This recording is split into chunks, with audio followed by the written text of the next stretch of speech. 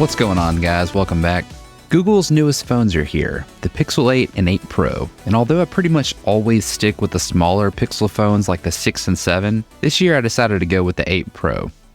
This phone has a lot of hype around it this year, more so than usual when it comes to Pixel phones, and in some ways it really holds up. But it does fall short in quite a few areas, especially given that Google raised the price $100 higher. Now that's $100 more than the 7 Pro, but it really pushes it into that flagship pricing territory. Is it worth it? Let's check it out. The build actually looks a little different this year, as Google did away with the curved edges of the screen, and we've got a really nice flat 6.7-inch Ltpo OLED. That means the refresh rate can go from 120 Hz for smooth motion while scrolling or maybe playing games, but can also power down to 1 Hz to save battery life on static images. These are pretty nice upgrades, and I'm not really a fan of the curved edges on phones anyways. It makes it difficult to put on screen protectors, and I never really added any additional value for me. But the screen looks really nice, and it gets super bright. It can ramp up to 2400 nits, which is crazy, and is viewable in pretty much any daylight situation. But it can also get really dim, which is a plus if you're checking your phone at night and don't want to be blinded. It's noticeably better in both overall brightness and dimness than my daily driver Galaxy Z Fold 5's outer screen. It's got Corning Glass Victus 2 on the front and back, which should make it more durable, but I always still recommend a screen protector to keep it looking new and protect from those micro scratches. But colors really pop on this thing, and viewing content and playing games really stands out. I haven't seen a lot of people mention the screen, but it's really good. I'd rank it up there with the Samsung flagships in terms of screen quality, which is a first for Pixel phones. The matte finish on the back glass is also awesome. It feels really nice when you're holding it and is able to reject fingerprints really well, even in this black color that I have here. The additional white and blue colors should fare even better in that regard. It does make it a little more slippery, but it's far from the worst I've seen. The 8 Pro also has a symmetrical bezel around the entire front and no bottom chin like the regular 8, so if that's something that bothers you, it's been updated. It's got 12 GB of RAM, so running multiple apps and multitasking doesn't really stress the phone unless you push the Tensor chip, which we'll touch on in a bit. It starts at 128 GB of storage, and you can move up to 1 TB, but there's a few things to note. First, the 1 TB option is only available in the black colorway and not the blue or white. Second, the storage is USF 3.1 and not the latest 4.0, but it's not really noticeable and doesn't feel slow. And lastly, the storage upgrade prices are a little more reasonable than your typical flagship storage price bumps from other companies. Doubling up from 128 to 256 is only $60, and moving all the way up to 1 TB puts you at $13.99, compared to $14.99 from Apple and a ridiculous $1,620 from Samsung. The triple camera setup on the 8 Pro is unsurprisingly great. The main lens is 50 megapixels, the ultra wide is 48 megapixels, and can also do macro photography, and you also get the 48 megapixel 5x telephoto lens.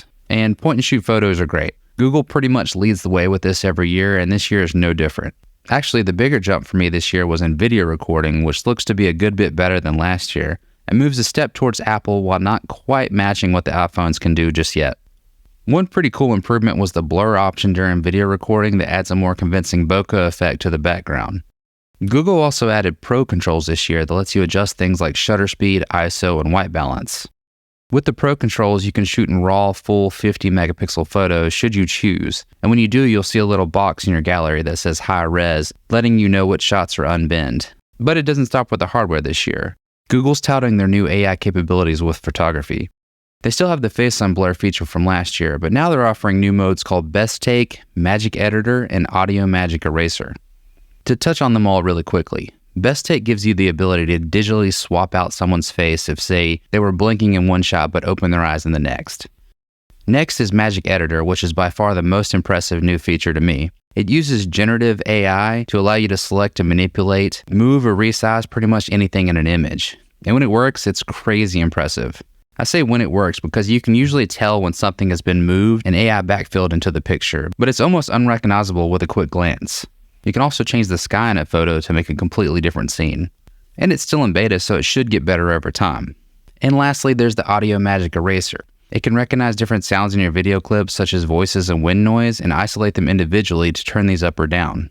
There's also 2 additional modes promised to come in the future called Video Boost, which enables night sight video, and Zoom Enhance, which lets you zoom in on images and artificially recreate the fine details to unblur them after the fact. Okay, let's get to what I feel is the phone's biggest weakness, the processor. This is the 3rd generation Tensor chip from Google, and it's just not up to par with the competition like Snapdragon and Apple's chips. And Google knows this. They mentioned multiple times in the Pixel 8 launch window that they were targeting AI computation and things of that nature, and not raw speed. And that's not necessarily a bad thing. I have no problem with it.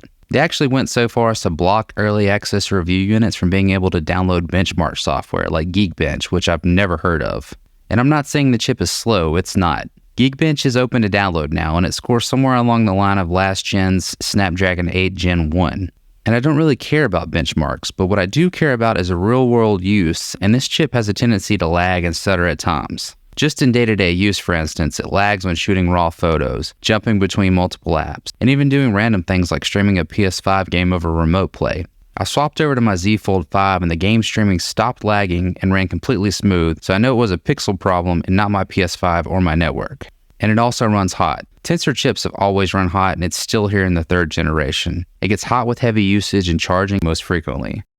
But this heat can also affect the max brightness on the screen when it gets too hot and has to dim down to cool off. Again, all of these are not deal breakers, but when Google raised the price to essentially $1,000, you kind of expected to have everything polished and operate a little more smoothly. Okay, real quick, let's touch on the battery.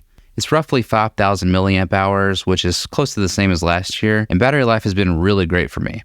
I've seen some mixed reviews on this, so I'm not sure what the difference is, but I've been able to easily get through one day and well into the next before I needed to charge. Wired charging is slightly improved at 30 watts, and wireless charging goes up to 27 watts if you use Google's proprietary stand. Otherwise, it's 12 watts. Would like to see some faster charging, but it's obvious at this point it's not going to happen with the Pixel lineup. Okay, last other bits before we wrap it up. There's a temperature sensor on here for some reason. It's an odd addition and doesn't seem to have any consistency whatsoever, but maybe they can improve it with some software updates. Face Unlock has been improved through software on the front camera and can now be used to unlock more secure apps like banking and mobile payments, which is pretty cool. We still have an underscreen fingerprint sensor, and it feels pretty much identical to last year's Pixels. I imagine this will stay the same until if and when they move to an ultrasonic sensor like what you find in the Galaxy phones. Cell reception is good, but seems to be about the same as last year strength-wise. Calls sound really good, and Google has a clear calling feature that you can toggle on to help eliminate background noise, and I highly recommend you do. Google is also promising 7 years of OS updates, which is a huge jump from the 3 they offered on the 7 and 7 Pro. Now, will they actually deliver that many? That's hard to say, but I think we get at least 5.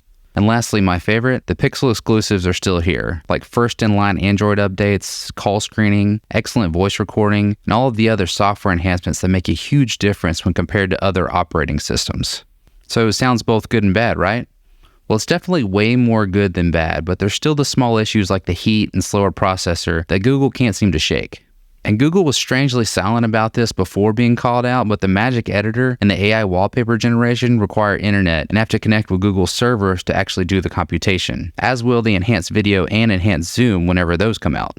Which is fine. I'm not expecting a mobile SoC to be able to handle that kind of computation. But since these aren't done on device, why are they locked to the 8 Pro and not available on the Pixel 8? They could have easily added these to the regular Pixel 8. It's got the same processor. I know they wanted a cheaper option to differentiate the two, but they could have kept the asking prices the same since the Pro has the better hardware anyways, like the larger Ltpo screen and the telephoto lens that the regular 8 doesn't. Having said all that, even with all of these issues, this is easily the best Pixel ever released. There are so many new things here that made me understand the hype surrounding this phone. This review took forever to write because I kept thinking of new things I forgot to include. And I really think this phone will find a bigger audience, even with the higher asking price. Yes, $1,000 is a ton of money for a phone, and now it really needs to offer some unique things to be able to go toe-to-toe with the other flagships at this top price point. But for the first time, I think Google is ready to hold its own. But that's all I've got for today. I thank you for sticking around this long, and I hope you enjoyed it. If you're not subscribed, please consider it, and hit the like button as it will help out the video. And I will see you in the next one.